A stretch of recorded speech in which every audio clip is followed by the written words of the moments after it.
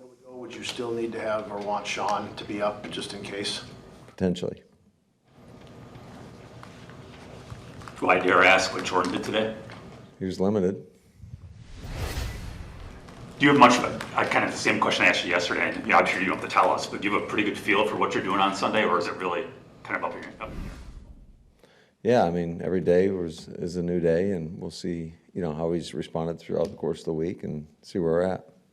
So not to rephrase Bill's question, but do you know what you're doing and and I respect your right to not tell us, but do you know what you're doing and you're not telling us, or do you not really know what you're doing at this point? I never know what I'm doing. Just flying by the seat of my pants. Oh, you win that many games. I am curious if you are encouraged by what you saw from him throughout the course of the week in his limited capacity. I think anytime he's out there, I mean, that's encouraging. So, but again, we'll see.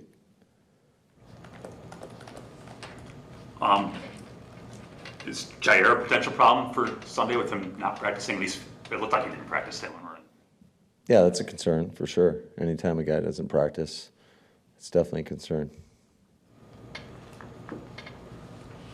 Matt, after the game, we talked about the penalties that the offensive line had drawn in this past game. What did you guys do this week to make sure that that doesn't bleed into week 4?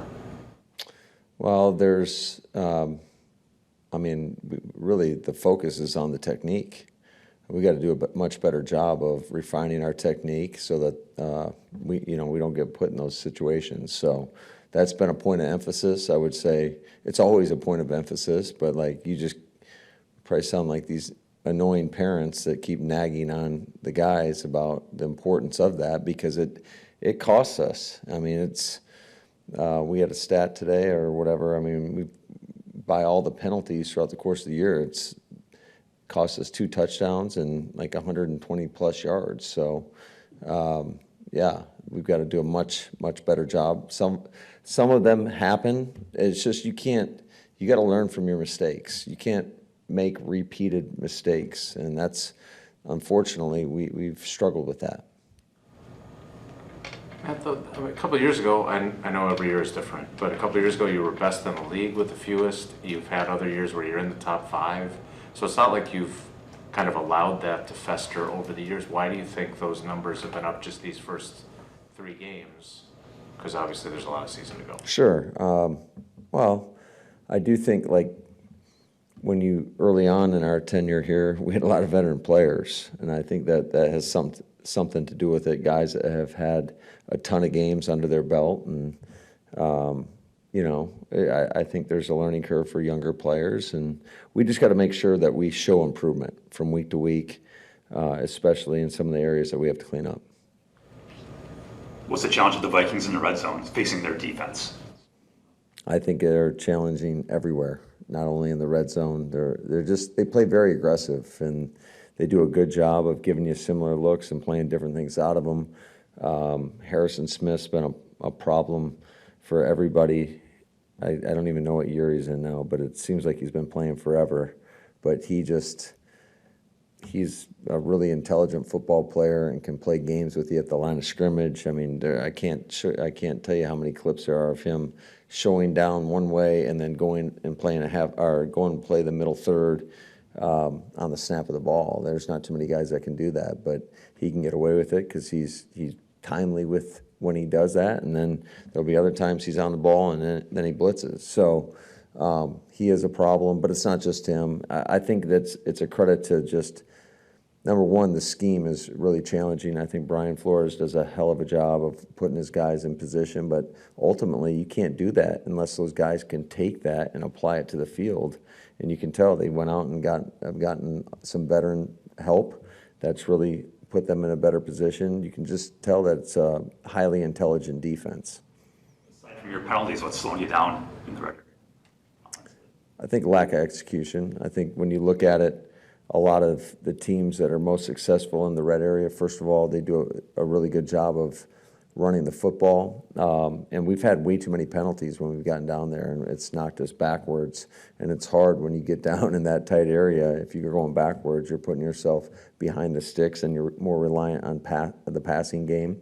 and then you're ultimately you're not going to be as successful. Matt, I'm curious, this Brian Flores defense, when you look at it, is it kind of a combination of different defenses? And I know he spent a lot of time in New England under Belichick, but is it more that combination of different things, or is he really doing something that's just never been seen before? No, I think it certainly is some of the stuff that they've done in New England, I think a lot of the too high stuff, but what they've done is done such a great job of marrying it with the pressure looks, plus the versatility with their personnel. I mean, they could have what we call a penny package, which is basically 5 bigs out there, and then line up in a 4-down front, and vice versa. So, just the versatility within all their different personnel groupings, whether it's base, nickel, penny, dime, they play a lot of different personnels, and they can get in similar fronts and coverages interdependent of those personnels. And I think that makes it easier on their players, but it's just changing the people around for us offensively, it makes it a little bit more difficult. I'm sorry, Wes, go ahead. Just the challenge with Jordan Addison, because I know they didn't put him down for the injury report at all. Just if he is back out there, Yeah, he's a hell of a player. I mean, I thought just his ability to come into the league last year and perform like a number 1 receiver. Now you got 2 number 1 receivers out there. That presents a lot of challenges for an opposing defense.